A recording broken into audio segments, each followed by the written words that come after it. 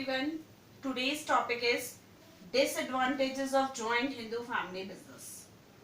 Right? After discussing advantages of a joint Hindu family business, it's time to learn some of its disadvantages also. I have written some of the disadvantages.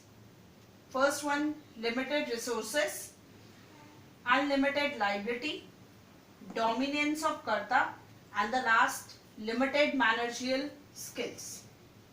Now come to the first one, limited resources. The joint Hindu family business faces the problem of limited capital as it depends mainly on the ancestral property. This limits the scope for the expansion of business.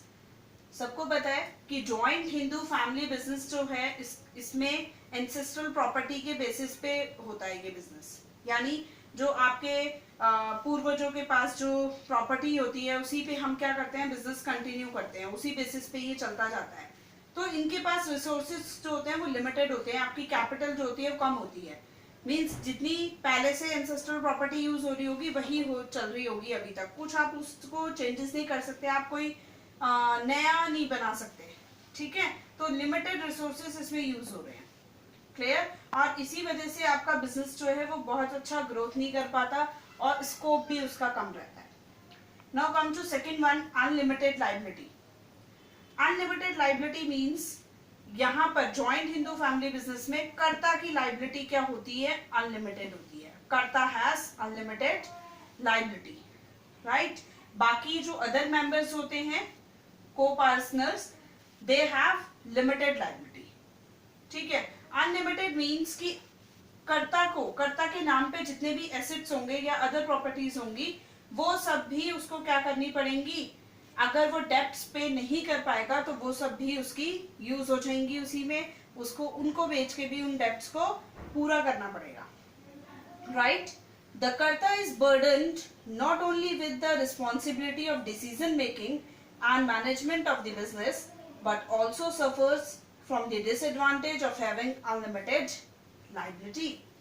ठीक है, यानी सिर्फ decision making की ही चिंता नहीं रहती कर्ता को, या सिर्फ मैनेजमेंट की ही टेंशन नहीं होती, उनको एक और चीज की टेंशन होती है, that is unlimited liability. Right. His personal property can also be used for repaying the business tax. Third one, dominance of karta. The karta individually manages the business, which may at times not be acceptable to others. ठीक है, संभालने वाला कौन होता है, एक कर्ता ही होता है. लेकिन कई बार ऐसा होता है जो आपके अदर मेंबर्स होते हैं फैमिली में, कर्ता को छोड़कर, जिनको हम को पार्टनर्स बोलते हैं, उनको क्या होता है, कर्ता के डिसीजन से प्रॉब्लम होती है, वो उनको एक्सेप्ट नहीं कर पाते. जो डिसीजन आपके कर्ता ने लिया उसको वो एक्सेप्ट नहीं कर पाते हैं, तो इस वजह से कॉजेस क्या होते हैं, आपके कॉन्फ्लिक्ट्स होने शुरू हो जाते हैं. May cause conflicts among them and may even lead to the breakdown of the family unit. आपकी फैमिली भी धीरे धीरे ब्रेक डाउन होनी स्टार्ट हो जाती है. मीन्स कर्ता कभी ऐसा डिसीजन ले लेता है जो अदर फैमिली मेंबर्स को एक्सेप्टेबल नहीं होता. इस कंडीशन में आपकी फैमिली भी धीरे धीरे कम होनी शुरू हो जाती है, टूटनी शुरू हो जाती है, सब लोग न्यूक्लियर रहना शुरू कर देते हैं. राइट. द कर्ता individually manages the business which may at times not acceptable to the other members. This may cause conflicts among them and may even lead to the breakdown of the family unit also. Now come to the fourth one, limited managerial skills. Since karta cannot be an expert in all the areas of management like marketing, financing, warehousing, stock keeping, record keeping, काफी सारे काम होते हैं businesses में. ठीक है, तो इस बिजनेस में जरूरी नहीं है कि जो करता है वो हर चीज में क्या हो, सही हो, या हर मैनेजरियल डिसीजन वो सही से ले सकता हो, या हर चीज में परफेक्ट हो. Clear? The business may suffer as a result of his unwise decisions. कई बार ऐसा होता है कुछ चीज नहीं आने की वजह से वो कोई अनवाइज डिसीजन ले लेते हैं जो नहीं लेना चाहिए था. क्यों ले पाते हैं? क्योंकि उनके पास स्किल्स क्या होती है, लिमिटेड होती है. क्योंकि हर एक पर्सन हर एक फील्ड में अच्छा नहीं हो सकता. राइट.